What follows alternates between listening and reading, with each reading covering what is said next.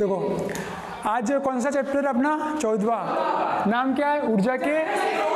ये अपनी revision class चल रही है। क्या चल रही है? जो भी आपके बोर्ड एग्जाम में इंपॉर्टेंट पॉइंट्स है वो हम पढ़ेंगे, जो एग्जाम पूछे जा सकते हैं, और उसके अलावा जो प्रश्न बच जाते हैं वो मैं यूट्यूब चैनल पे डाल दूंगा, आप वहाँ से देख लेना।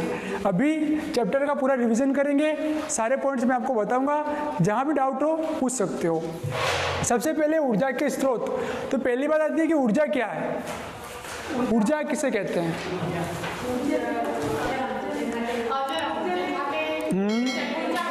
हाँ, हम भोजन खाते हैं, उससे क्या मिलती है?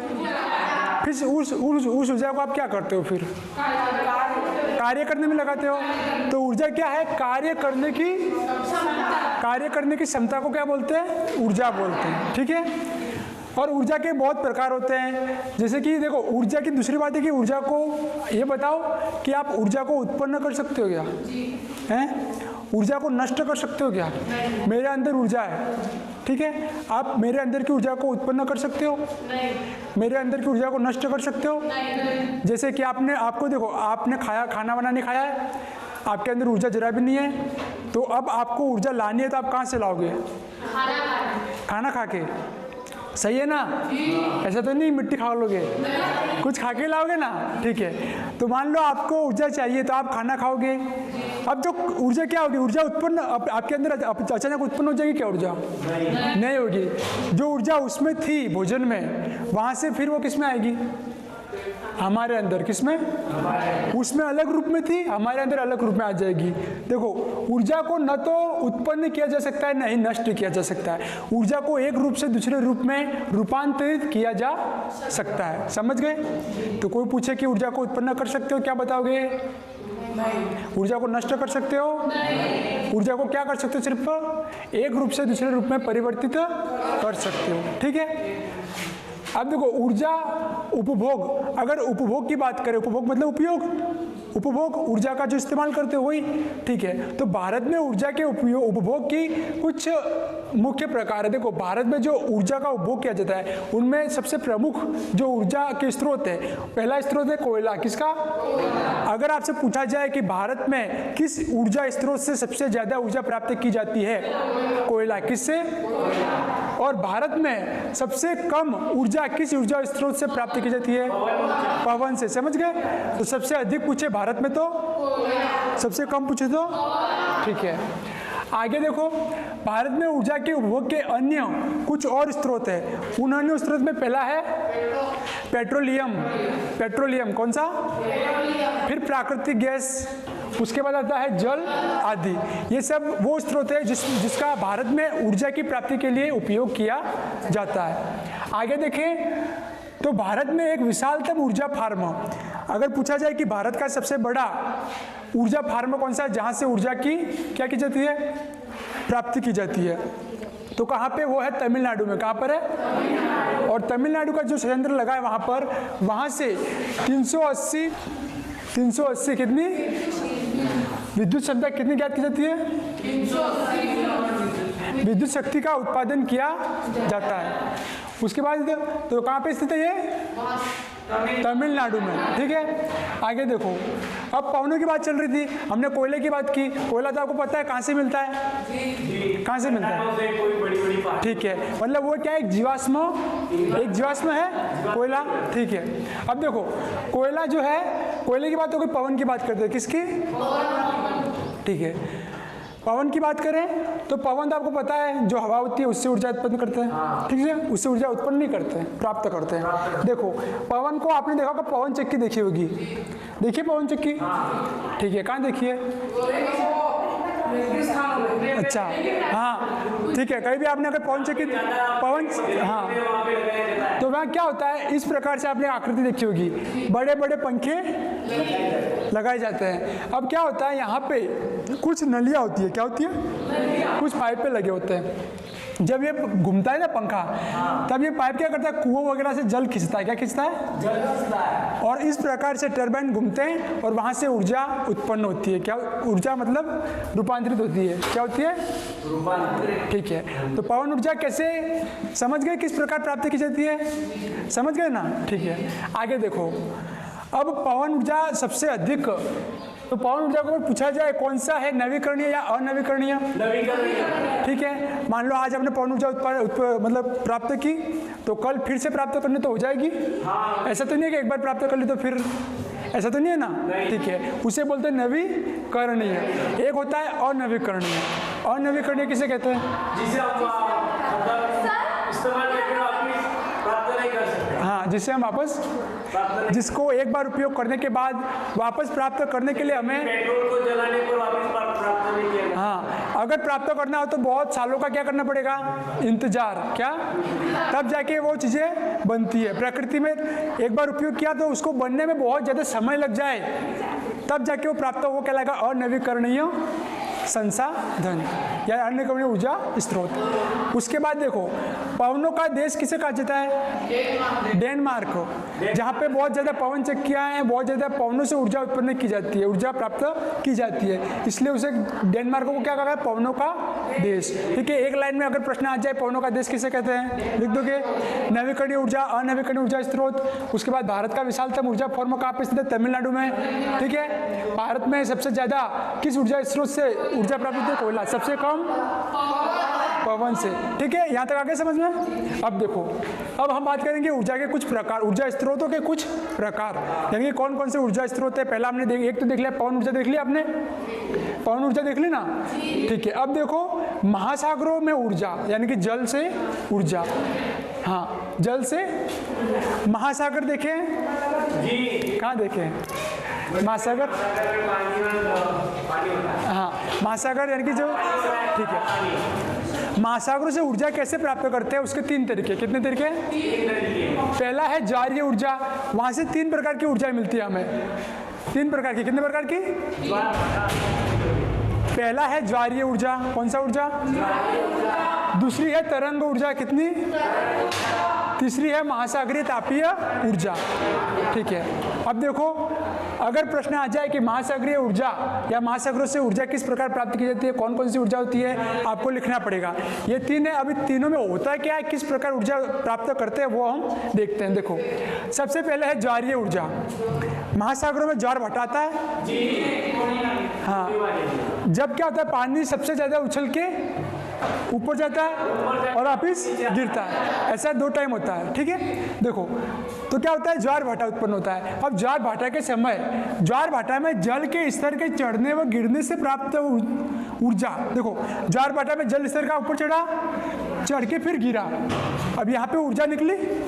ठीक है, यहाँ जो ऊर्जा निकलेगी वहाँ पे क्या करते हैं, महासागरों में टरबाइन लगा देते हैं। क्या लगा देते हैं? ये ऊपर गया पानी, गिर के वापस नीचे, ऊपर गई पानी, ये गया ना ऊपर, देखो जल का स्तर ऊपर गया, फिर से गिरा। अब देखो यहाँ पे मैंने टरबाइन लगाया। क्या लगाया? टरबाइन के ऊपर पानी गया, गिरा, टरबाइन घूमेगा, टरबाइन घुमा। जैसे ही टरबाइन घूमेगा तो जो ऊर्जा थी, वो ऊर्जा ज्वारीय जो ऊर्जा थी, वो किस में बदल जाएगी? विद्युत ऊर्जा में। किस में?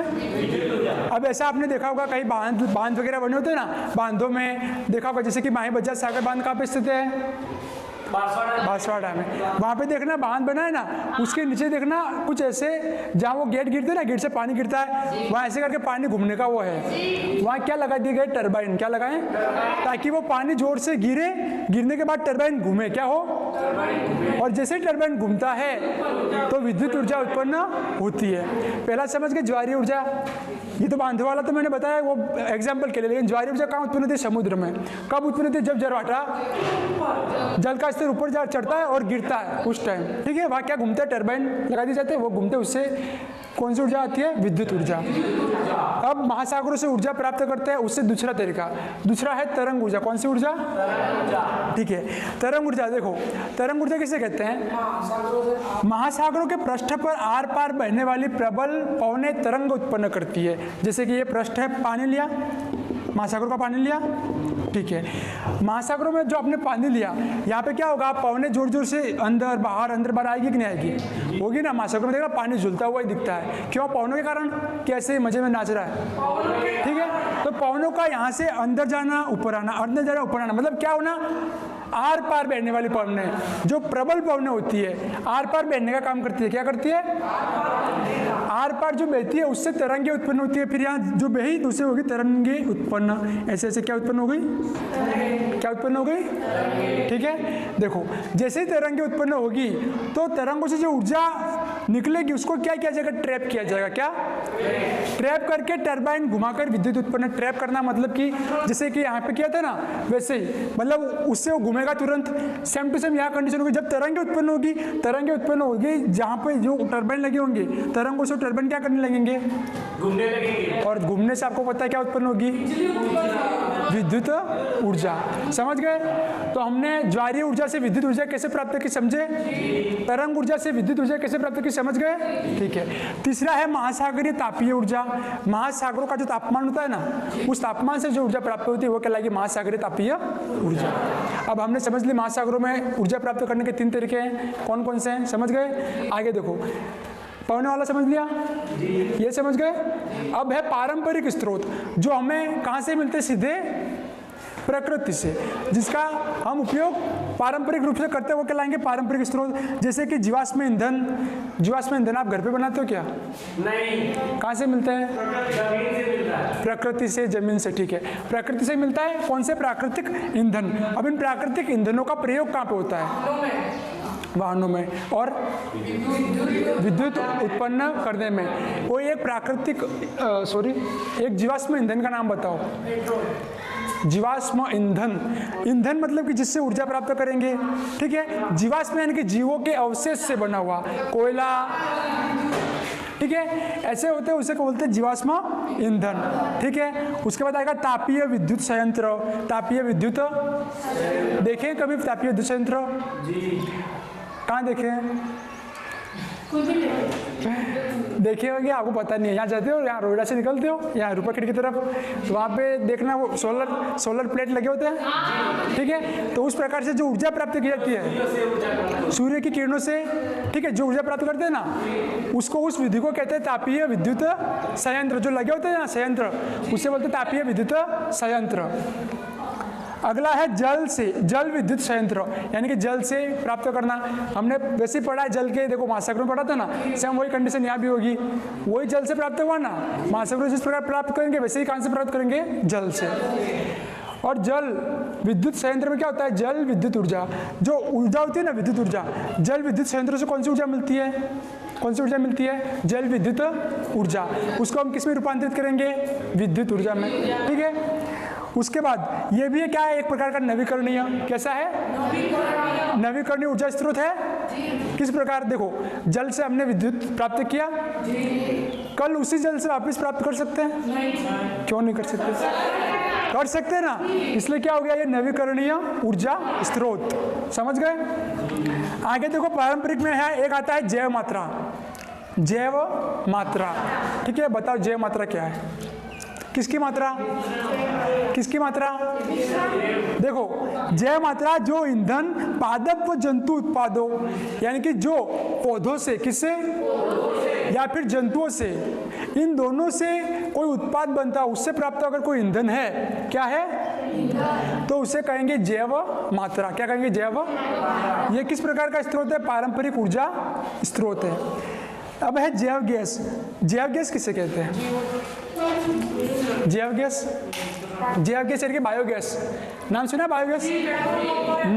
बायोगैस में क्या होता है कि ये गैसों का मिश्रण होता है। किसका मिश्रण? जैसे कि CO2 यानी कि कार्बन डाई, मीथेन, कौन सी? और हाइड्रोजन, कौन सी गैस? और इसके अलावा भी एक दो गैस, हाइड्रोजन सल्फेट ऐसे करके कुछ और होती है, एक दो गैस, वो सब मिलके उनका मिश्रण होता है, वहाँ से बनती है जैव गैस। कौन सी गैस बनती है? ठीक है, तो जैव गैस कैसे बनती है समझ गए? इनका मिश्रण क्या कहलाता है? जैव गैस। जैव गैस में पूछा अगर एक नंबर के प्रश्न में आगे आपके कि जैव गैस में सबसे अधिक मात्रा वाली गैस कौन सी होती है? सिर्फ मीथेन की। कौन सी? सिर्फ मीथेन। कार्बन डाइऑक्साइड के बाद कॉमा लगा है, दोनों साथ में नहीं बोल रहे। मीथेन क्या? कितने प्रतिशत? 75%। बायोगैस में सबसे अधिक पाई जाने वाली गैस कौन सी है? मीथेन। कितने प्रतिशत? ठीक है, यहाँ तक समझ गए? आगे देखो, अब है नाभिकीय ऊर्जा प्राप्त करना। कौन सा? ठीक है, परमाणु अणु पढ़े, परमाणु अणु पढ़े। ठीक है, देखो नाभिकीय ऊर्जा प्राप्त करना, आपने देखा होगा परमाणु बम, नाम सुना है परमाणु बम? देखा तो नहीं होगा पर सुना है ये। ठीक है, देखो इसमें दो तरीके होते हैं, एक तो नाभिकीय विखंडन, नाभिकीय संलयन। नाभिकीय विखंडन और नाभिकीय संलयन, पहले बताओ नाभिकीय विखंडन क्या है? नाभिकीय का अर्थ क्या हुआ? नाभिकीय, जैसे कि मानव है, मानव का मानवीय, नाभिक का नाभिकीय, इसका मतलब क्या हुआ? नाभिकों का, मानवीय मतलब मानवों का, नाभिकीय मतलब नाभिकों का। क्या है नाभिकों का? कौन सा खंडन? विखंडन। विखंडन मतलब अलग अलग होना, बिखरना, टूटना, ये क्या कहलाएगा? विखंडन। देखो नाभिक है, क्या है? नाभिकों के विखंडन के बाद, नाभिकों के विखंडन, जैसे कि कोई भी नाभिक है, ठीक है, नाभिक है, टूटा, इसका विखंडन हुआ, जैसे ही विखंडन होता है वहां पे उत्पन्न होगी ऊर्जा। क्या उत्पन्न होगी? क्या उत्पन्न होगी? उससे जो ऊर्जा उत्पन्न हुई उसे कहेंगे नाभिकीय। ठीक है, दूसरा होता है नाभिकीय संलयन। नाभिकीय, इसमें क्या होता है कि दो नाभिकों, दो अलग अलग तत्व पता है, तत्व होते हैं, अवयव होते हैं, ठीक है, उनके अलग अलग तत्व या अवयव ले लिए, उनके नाभिकों का क्या किया? मिश्रित किया। ठीक है, उनसे जो ऊर्जा उत्पन्न होगी वो कहलाएगी नाभिकीय ऊर्जा। तो नाभिकीय ऊर्जा, अब आप सोचोगे दो प्रकार की, हाँ कितने प्रकार की? पहली है नाभिकीय, दूसरी नाभिकीय। दोनों में क्या होता है समझ गए? एक में नाभिकों का क्या होता है मतलब कि, दूसरे में नाभिकीय, इसमें क्या होते हैं? ठीक है, जुड़ते हैं और इससे क्या उत्पन्न होती है? ऊर्जा। उस ऊर्जा को क्या बोलोगे आप? ठीक है, अब नाभिकीय ऊर्जा प्राप्त हुई। एक तो पता है आपको, कोई भी ऊर्जा का स्रोत हो उससे विद्युत ऊर्जा में रूपांतरित किया जा सकता है। वैसे ही नाभिकीय ऊर्जा का पहला प्रयोग क्या होगा? कहाँ होगा? दूसरा कहाँ होगा? परमाणु बम, ये बम वगैरह बनते हैं ना उसमें। ठीक है, उसके बाद देखो अब इन दोनों में एक समानता है, नाभिकीय विखंडन और नाभिकीय संलयन में क्या होती है? समानता। एक समानता है कि अभिक्रिया, जब इनकी अभिक्रिया होती है, अवयव टूटते हैं, तो अभिक्रिया के बाद अभिक्रिया के बाद अवयवों के कुल द्रव्यमान में कमी आती है। क्या आती है? द्रव्यमान यानी कि द्रव्य की मात्रा। ठीक है, तो द्रव्यमान में कमी आएगी। क्या आएगी? जैसे कि समझो अभिक्रिया के बाद अवयवों के कुल द्रव्यमान में कमी आएगी। दो अवयव थे, दोनों में अभिक्रिया हुई, अभिक्रिया के बाद क्या हो? जितने थे उतने के उतने रहेंगे। अभिक्रिया होगी तो हो सकता है टूटे या फिर जुड़े। टूटने से क्या होगा? ऊर्जा की क्षति होगी। जैसे ऊर्जा जाएगी तो उनके द्रव्यमान में क्या आएगी? लेकिन द्रव्यमान की कमी से क्या प्राप्त हो जाती है? ऊर्जा। वो कमी किस में बदल जाएगी? ऊर्जा में। ठीक है, यहाँ तक समझ रहे हो? ठीक है, आगे देखो। अब ऊर्जा के जो स्रोत होते हैं उनका चयन करने के आधार, कि अगर आपको ऊर्जा के स्रोतों का चयन करना हो कि प्रकृति में जितने भी ऊर्जा स्रोत हैं उनमें से ऊर्जा को स्रोतों का चयन करना हो तो उसके कुछ आधार होते हैं। क्या होते हैं? आधार होते हैं। कितने आधार है? 5। प्रश्न आ जाएगा 4-5, 2, 3 या 5 नंबर वाले में, 3 या 4 नंबर वाले, 5 वाला नहीं होता ना आपके। ठीक है, अगर आ गया कि ऊर्जा स्रोतों के आधार को ऊर्जा स्रोतों का चयन करने के आधार कौन कौन से है लिख दोगे? पहला है उपलब्धता। कौन सी?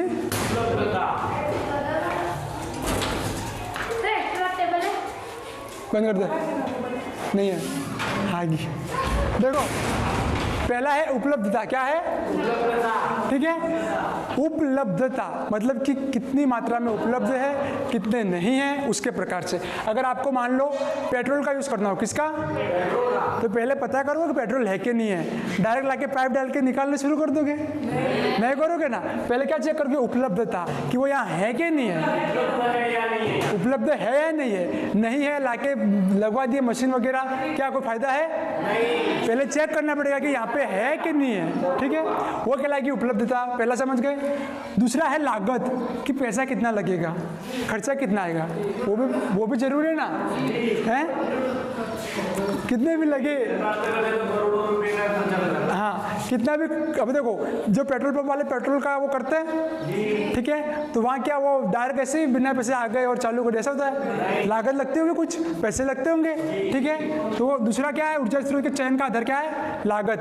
पहला समझ के उपलब्धता, दूसरा लागत। लागत यानी किसकी लागत, पैसों की लागत, ठीक है। तीसरा है ऊर्जा प्राप्ति, किसकी प्राप्ति। अब आपने ऊर्जा तो ऊर्जा का स्तर ढूंढ लिया, अब आपको ये भी पता होना चाहिए कि ऊर्जा की प्राप्ति कितनी होगी। ऊर्जा की प्राप्ति ये मेगावाट है, क्या है 380 मेगावाट है, ठीक है। तो कितने मेगावाट ऊर्जा की प्राप्ति होगी वो सब, ठीक है, उसे कहेंगे ऊर्जा की प्राप्ति। जैसे कि हमने अलग अलग स्रोत है, महासागरों से ऊर्जा प्राप्त कर रहे हैं, एक तरफ है पवन से ऊर्जा प्राप्त कर रहे हैं, एक तरफ सौर ऊर्जा से कर रहे हैं, तो पहले चेक करेंगे कि किससे अधिक प्राप्त होती है। तो ये भी एक क्या है, आधार कि ऊर्जा की प्राप्ति कितनी होती है कितनी नहीं होती है, उसके आधार से क्या करते हैं हम ऊर्जा के स्रोत का चयन, ठीक है। आगे देखो, अब है पर्यावरण पर प्रभाव। पर्यावरण पर मान लो आपने ऊर्जा का कोई स्रोत चुना, कोयला, क्या चुना, ठीक है, तो कोयला आपको बार बार मिल जाएगा क्या, जैसे वो खत्म होता जाएगा तो फिर नहीं मिलेगा ना। अगर वो मिलेगा तो कितने सालों बाद, बहुत लाखों करोड़ों सालों बाद, क्योंकि वो क्या है, अनवीकरणीय संसाधन या ऊर्जा का स्रोत है, ठीक है। तो पर्यावरण पर प्रभाव, अब आपने कोयला निकाल लिया, अब मान लो आपको पता है कि यहाँ पे पेट्रोल है, क्या है, यहाँ के घना जंगल है, अपने गांव में मान लो नहीं है पर मान लो घना जंगल है, ठीक है। जंगल में आपने किसी को पता चल गया कि यहाँ पे क्या है, पेट्रोल है बहुत ज़्यादा, क्या है, ठीक है। अब आपने क्या किया, कोयला या पेट्रोल को आपको समझ में आ गया यहाँ पे है नहीं, ठीक है। अब आप टूट पड़े, क्या हो गए, अब आपने संयंत्र लगा दिए, सब कर दिए, निकालने की कोशिश कर दी, ठीक है, निकालोगे तो पर्यावरण पर क्या कुछ प्रभाव पड़ेगा इसका। एक तो आपको क्या काटने पड़ेंगे, पेड़ पौधे काटने पड़ेंगे, उसके बाद आप यहाँ फैक्ट्रियाँ मतलब जो भी लगाओगे निकालने के लिए, ठीक है, तो क्या होगा, धुआं उत्पन्न होगा, उसके बाद यहाँ की मृदा वो भी दूषित होगी ना, ठीक है। तो पर्यावरण पर प्रभाव ये भी क्या एक कारक है कि इसके आधार पर भी हम क्या करते हैं, जो ऊर्जा का स्रोत है उसका चयन करते हैं। पहला कौन सा था, दूसरा, अब है प्राप्त ऊर्जा का उपयोग। प्राप्त ऊर्जा का, ठीक है। अब आपको प्राप्त जो भी आपने ऊर्जा संयंत्र लगा दिए उससे ऊर्जा प्राप्त हो रही है, अब ऊर्जा का आप उपयोग कहाँ करोगे। कोयला, मान लो आपने कोयले क्या निकाल लिए, कोयला, अब कोयला को क्या करोगे, स्कूटी में, आपकी बाइक में डाल के चलाओगे, तो ठीक है। लाइट आती है घर पे, बिजली आती है ना। कभी अभी थोड़ा कुछ टाइम पहले सुना होगा कि राजस्थान में कोयला खत्म हो गया है इसलिए लाइटें कट रही है, तो क्या हुआ, कोयले से कौन सी ऊर्जा उत्पन्न कर रहे हैं, विद्युत ऊर्जा, ठीक है। तो समझ गए किस प्रकार होती है। तो प्राप्त ऊर्जा का उपयोग, अब सभी ऊर्जा स्रोतों का उपयोग अलग अलग है, लेकिन सभी से कौन सा एक स्रोत अपन एक चीज प्राप्त कर सकते हो, एक ऊर्जा, वो कहलाती है विद्युत ऊर्जा। जैसे कि शादी में जनरेटर चलते हैं, वो क्या कहते हैं, उस जनरेटर बोलते हैं ना, ठीक है, जनरेटर वो चलते हैं, उसमें क्या डालते हो आप,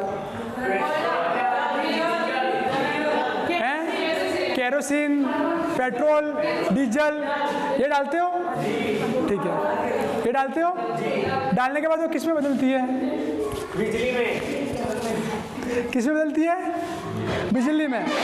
आपने शादी में जनरेटर यूज किया, उसमें पेट्रोल डाला, डीजल डाला, केरोसिन डाला, जो भी डाला, डालने के बाद क्या होगा, उससे वो टरबाइन होगा, वो घूमेगा, फिर क्या, लाइट आएगी, कौन सी ऊर्जा उत्पन्न हुई, ठीक है, कौन सी ऊर्जा आई, विद्युत ऊर्जा, ठीक है। तो प्राप्त ऊर्जा का उपयोग, तो सभी जो ऊर्जा स्रोत होते हैं उनके उपयोग भी अलग अलग होते हैं, लेकिन विद्युत ऊर्जा सभी से प्राप्त की जा सकती है, समझ गए। अब देखो एक आती है सौर ऊर्जा, कौन सी ऊर्जा, बताओ सौर ऊर्जा क्या है, जो सूर्य के प्रकाश से प्राप्त होने की ऊर्जा को सौर ऊर्जा कहते हैं। ठीक है, सूर्य के प्रकाश से प्राप्त हुई ऊर्जा सौर ऊर्जा कहलाती है, क्या? ठीक है, आपने सौर ऊर्जा प्राप्त करने का कोई तरीका देखा है? जी। कहाँ देखा है? बड़े-बड़े प्लांट लगाते हैं। प्लांट लगाते हैं, प्लेट वगैरह लगाते हैं ना, ठीक है, वो लगाते हैं। वहाँ पे होता क्या है ये बताओ? प्लेटें क्यों लगाते हैं? सूर्य का प्रकाश प्लेट के ऊपर पड़ेगी तो ऊर्जा प्राप्त होगी। ठीक है, वो जो प्लेटें होती है, प्लेटों पे क्या आएगी? सूर्य का प्रकाश आएगा, फिर उससे क्या होगा?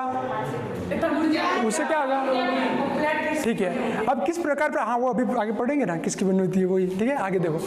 तो प्लेटें है, मान लो हमने क्या लगा दी। हाँ ये बताओ, एक कमरा है, ठीक है, बड़ा सा कमरा है, कमरे के अंदर में बहुत सारी प्लेटें लगा, तो फायदा होगा कोई? नहीं। क्यों? किरणें नहीं आएगी तो कोई फायदा नहीं होगा। अब देखो, इसका औसत जो परिमाण होता है ना, परिमाण मैंने पढ़ाया था, पता है परिमाण पढ़ा था ना मैंने? नहीं। क्यों नहीं पढ़ाया? ऐसे कर रहे पढ़ाया था ना, ये वीडियो वाले उसमें देख लेना। एक परिमाण है ना, परिमाण क्या होता है? मैंने बोला था कि मात्रा का नाप, बोला था ना, मात्रा का नाप नहीं आया था, मात्रा का नाप, ठीक है। तो ये जो औसत परिमाण है सौर ऊर्जा का, कि सूर्य से ऊर्जा प्राप्त हो रही है, ठीक है, प्लेटों पर आ रही है, तो उसका औसत परिमाण क्या है? तो 4 से 7 किलोवाट घंटा प्रति मीटर स्क्वायर के एरिया में कितनी प्राप्त कर सकते हो आप? 4 से 7 किलोवाट घंटा, इतनी ऊर्जा आप प्राप्त कर सकते हो, ठीक है, प्रति मीटर स्क्वायर के क्षेत्र में। समझ गए? अब देखो, सौर ऊर्जा पे पृष्ठ लगे होते हैं, क्या लगे होते हैं? किस कलर के होते हैं? लाल, सफेद, ठीक है, श्वेत पृष्ठ लिखे लो, वो नहीं देखना है। देखो पृष्ठ देखा है, इसकी प्लेटें यहाँ साइड वाले किनारे, भले आपने सफेद देखे होंगे, अंदर का तो काला ही देखा होगा, देखा है? ठीक है, देखा है ना। देखो अब होता क्या है, सुनो, होता क्या है, दो प्रकार के परावर्तक पृष्ठ, मतलब दो प्रकार के पृष्ठ यूज करते हैं। पहला है परावर्तक पृष्ठ या श्वेत पृष्ठ, परावर्तक पृष्ठ या श्वेत पृष्ठ, इसी का दूसरा नाम है श्वेत पृष्ठ। एक होता है काला पृष्ठ, कौन सा? काला ताप नहीं, काला पृष्ठ, वो तो मैं बताऊंगा क्या है वो। देखो अब ये परावर्तक या श्वेत पृष्ठ, इसमें क्या होता है, श्वेत पृष्ठ अगर होगा, प्रकाश वो आएगा, किरण आएगी सूर्य की, वो क्या होती है कि परावर्तित होती है, ज़्यादा ताप ये खींच नहीं पाता, उससे कर नहीं पाता। परावर्तक पृष्ठ या श्वेत, अगर सफ़ेद कलर का पृष्ठ लगा दिया तो क्या होगा, जो ऊर्जा आती है ना, जो किरणें आती है, उससे हम ज़्यादा ताप इकट्ठा नहीं कर सकते। अगर ज़्यादा ताप इकट्ठा नहीं करेंगे तो ज़्यादा ऊर्जा भी प्राप्त नहीं होगी। इसलिए हम क्या करते हैं, काले पृष्ठ का उपयोग करते हैं। काला पृष्ठ क्या करता है, ऊर्जा को बहुत ज़्यादा संग्रहित करता है, किरणों को संग्रहित करेगा, ताप बढ़ेगी तो ऊर्जा भी बढ़ेगी। इसलिए कोई पूछे कि सौर ऊर्जा, अगर सोलर प्लेट जो होती है उसमें हमें किस प्रकार के पृष्ठ का उपयोग करना चाहिए? काले का। किस प्रकार? परावर्तक और श्वेत पृष्ठ ज़्यादा ऊर्जा प्राप्त कर पाएगा या काला? कौन सा? ठीक है, आगे देखो, दर्पण। अब देखना, आप देखना, ठीक है, आप देखना, बाद में बात करते हैं, अभी नहीं। आप देखना, जो पृष्ठ होते हैं ना, क्या होते हैं पृष्ठों में, आप देखना कि दर्पण लगे होते हैं उसके ऊपर, देखें वो प्लेटें लगी होती है, उस पर कांच होगा कि नहीं होते हैं? कांच होते हैं, दर्पण लगे होते हैं। वो दर्पण क्या काम करते हैं, आप देखना, जैसे कि बाहर के कांच रख देना, क्या रख देना, अच्छी खासी धूप आ रही है, फिर जाके कांच को टच करना, क्या करना, गर्म हो जाएगा। वहीं एक तरफ लकड़ा रख देना, ज़्यादा गर्म कौन होगा? कांच। तो कांच क्या करता है, तापमान बढ़ाता है, क्या करता है? ठीक है, प्लेटें लगी हुई थी, प्लेटों पर कांच का आवरण कर दिया, यहाँ से किरणें आएंगी, तो पहले से ये काला पृष्ठ है तो ताप तो बहुत ज़्यादा संग्रहित हो ही रहा है, ऊपर से अगर हमने क्या लगा दिया, दर्पण भी लगा दिए, तो बहुत ज़्यादा रूप में सूर्य किरणों को क्या कर पाएंगे, ये इकट्ठा, और जैसे यहाँ इकट्ठा होती उससे क्या होगा, ऊर्जा बहुत ज़्यादा प्राप्त की जा सकती है। समझ गए क्यों उपयोग होता है इसका? दर्पण का, दर्पण क्या काम करते हैं, टेम्परेचर को बढ़ाते हैं, जिससे ऊर्जा ज़्यादा संग्रहित हो सकती है। अगला है सौर सेल। कौन सा? ठीक है, सौर सेल का उपयोग इसमें होता है, किसमें? सौर ऊर्जा के जो प्लेटें होती है ना, उसमें सौर सेल का उपयोग होता है। सौर सेल क्या करता है, सौर ऊर्जा को विद्युत ऊर्जा में परिवर्तित करते हैं। सौर सेल जो लगे होते हैं ना प्लेटों में, ठीक है, ये प्लेट है, मान लो प्लेट में यहाँ क्या लगा है, सौर सेल। अब जैसे यहाँ ऊर्जा आई, यहाँ पे कौन सी ऊर्जा आ रही थी, सौर ऊर्जा आ रही थी। अब ये सौर ऊर्जा को किसमें बदल देगा, विद्युत ऊर्जा में। ठीक है। हमारी जो सोलर प्लेटें लगती है वो क्यों लगती है? विद्युत ऊर्जा के लिए लगती है ना, कैसे घर में सजाने के लिए। किसके लिए? विद्युत ऊर्जा के लिए, ठीक है।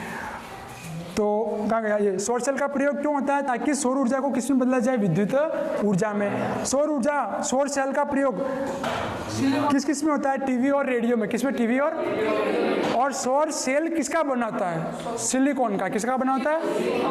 ठीक है, समझ गए किसका बना होता है? ठीक है, तो ये हो गया कंप्लीट। अब जल्दी से एक बार पूछ लो सबको।